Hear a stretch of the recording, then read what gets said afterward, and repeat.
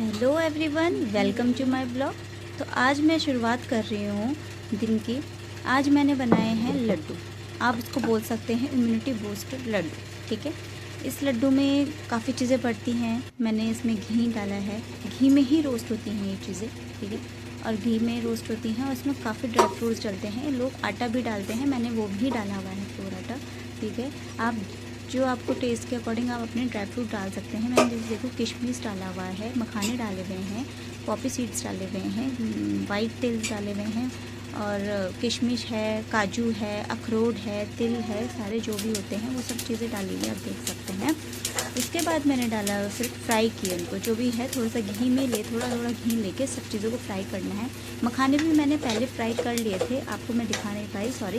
But मैंने उसके बाद जो भी चीज़ें छोटी छोटी चीज़ें जो होती हैं उनको मैंने एक साथ ही फ्राई किया। कोई लोग अलग अलग भी फ्राई करते हैं, पर मैं एक साथ ही करती हूँ क्योंकि इतना टाइम होता नहीं है, तो साथ साथ कर लेती हूँ, तो वो भी सही रहता है। लास्ट में एंड ऑफ उसमें हमने जाना मिक्सी ग्राइंडर में है, तो सारा मिक्स करना ही है। ठीक है, उसके बाद अच्छे से मैं मिक्स कर लेती हूँ मखाने जो भी अच्छे से हैं। ये तब तक आपको रोस्ट करने हैं जब तक कि उसमें आवाज़ ना आ जाए। आवाज़ जो होती है ना, उसमें आवाज़ आनी चाहिए। ठीक, आप जैसे सुन सकते हैं, आप सुनिए, आवाज़ आनी चाहिए, तब तक आपको रोस्ट करना है और अच्छे से रोस्ट करिए और हिलाते रहना है, क्योंकि अगर आप हिलाते नहीं रहोगे ना और एक सामने रुक जाओगे तो वो जलने लग जाएगा। ठीक है, आप देख सकते हो कि मैंने मखाने पहले ऑलरेडी कर चुके थे। और मखाने, ये ध्यान रखना, मखाने ज़्यादा नहीं डालने चाहिए। मखाने ज़्यादा डालने से क्या होता है, वो जो लड्डू होते हैं ना, वो बाद में जैसे जैसे पुराने होने लगते हैं ना, बहुत टाइट होने लगते हैं, वो चुई से मतलब चबाए भी नहीं जाते हैं।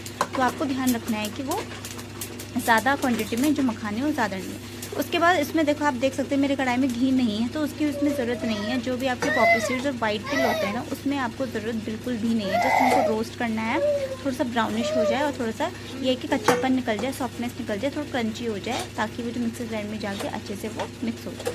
ठीक है, तो इसलिए मैंने, आप ये मत सोचिए कि इसमें घी डाला, तो इसमें कोई ज़रूरत नहीं है घी डालने की।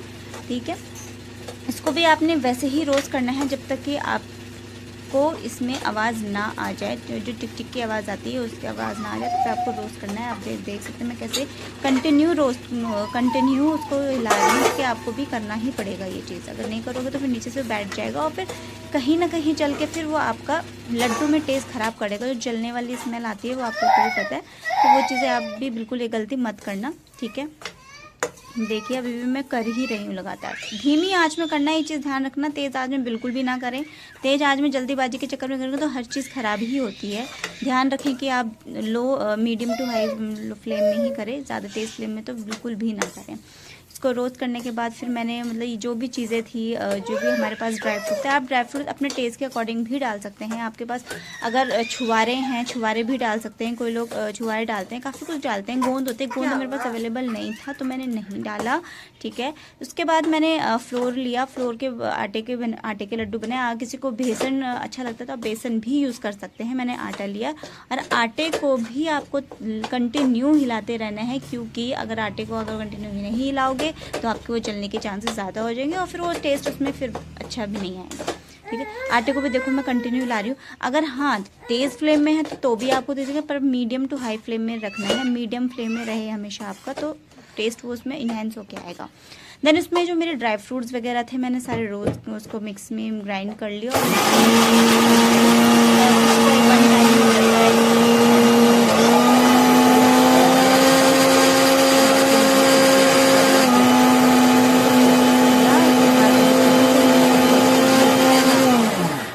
कि अब मैंने कैसे किस फॉर्म में किया हुआ है और किस फॉर्म में आपको वो रहना चाहिए।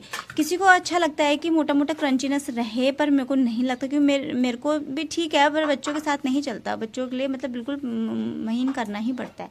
तो मैंने सारे जो ड्राई फ्रूट्स थे वो सारे मैंने पीस लिए अच्छे से। देन जो मैंने एक बर्तन में जो भी हमारा आटा था, आटे को भी साथ में लिया और ड्राई फ्रूट्स का जितना भी पेस्ट वो सारा मैंने मिक्स कर लिया। और देखो पहले मैंने चम्मच से किया, जो भी आपका स्पैचुला है उस चीज़ से कर लीजिए, फिर हाथों से करिए। क्योंकि हाथों से क्या रहता है ना, उसमें जो भी पोर्शन मोटा मोटा रहता है वो चीज़ें हाथ में पकड़ में भी आ जाती हैं और समझ में भी आ जाती है क्या चीज़ रही है। तो उसको आप इक्वली आप कर सकते हो, ठीक है। अब देखिए उसके दिन बाद मैंने अच्छे से इसको किया, फिर अलग से रखा। फिर देन मैंने एक कढ़ाई में गुड़ की चाशनी बनानी थी, जिससे कि बाइंडिंग होगी लड्डुओं की। गुड़ की चाशनी में हम हमेशा एक गलती करते हैं, मोस्टली जिसको नहीं पता होगा, कि आप डायरेक्टली गुड़ डाल देते हैं। ठीक है, गुड़ डालना है, गुड़, बट उसमें आपको 1/4 जितना आपका आधा किलो अगर आपका गुड़ है तो उसमें आधा, एक फुल ग्लास का आधा गिलास आपको पानी डालना है, या छोटे मेजरमेंट जैसा भी है, ठीक है। अपने अकॉर्डिंग देख लें, मैंने अपने अकॉर्डिंग, कि मुझे पता है तो मैंने अपने अकॉर्डिंग देख लिया था। उसमें पानी डालना है, ठीक है, ताकि वो ना चिपकेगा भी नहीं। कंटिन्यू इसको भी यही प्रोसेस है कि कंटिन्यू आपको इसको हिलाते रहना है, ताकि गुड़ नीचे से चिपका नहीं, तो उसमें उबाल भी आए तो वो नीचे गिरा नहीं। तो आपका मतलब ध्यान रहेगा कि गैस भी कम करना और ये चीज़ें। देन उसके बाद मैंने एक बर्तन में मैंने वही जो चाशनी बनाई हुई थी गुड़ की, वो सारी गुड़ की चाशनी मैंने, जो मेरा मटेरियल बना हुआ था सारा, उसमें मैंने डाल दिया और अच्छे से स्पैचुला से हिलाया। देन स्पैचुला से हिलाने के बाद मैंने अच्छे से उसको हाथों से भी किया, क्योंकि हाथों से करने से क्या होता है ना, एक चीज़ें मतलब अच्छे से बाइंडिंग भी हो जाती है। और ध्यान रखें जल्दीबाजी में ना करें, क्योंकि आपका हाथ भी जल सकता है, हाथ, क्योंकि बहुत गर्म रहता है। और आपको गुड़ को गरम गरम ही डालना है, क्योंकि विंटर्स टाइम पे बना रहे हैं, तो विंटर्स टाइम में ये रहता है कि गुड़ जैसी चीज़, शहद जैसी चीज़, ठीक, घी जैसी चीज़ सारी जम जाती हैं। तो ठीक है, तो वो चीज़ें ये हैं कि आपको गरम गरम ही डालना है। समर्स का टाइम रहता है तो फिर हम वेट भी कर सकते थे, वो चीज़ें भी होती हैं। तो मैं विंटर्स टाइम में बना रही हूँ, और मैं एवरी ईयर बनाती हूँ, एवरी विंटर्स में बनाती हूँ अपने बच्चों के लिए, क्योंकि ये बहुत बच्चों के लिए इम्यूनिटी के लिए भी सही है। सर्दी जुकाम जैसे बीमार नहीं पड़ते, कैल्शियम इसमें मिलता है बच्चों को। जैसे बढ़ता हुआ बच्चा है, जैसे मेरा बच्चे हैं, वो बढ़ते हुए बच्चे हैं, तो उनके मतलब जैसे पैरों में दर्द, हाथों में, तो उस चीज़ के लिए बहुत ही अच्छे रहते हैं।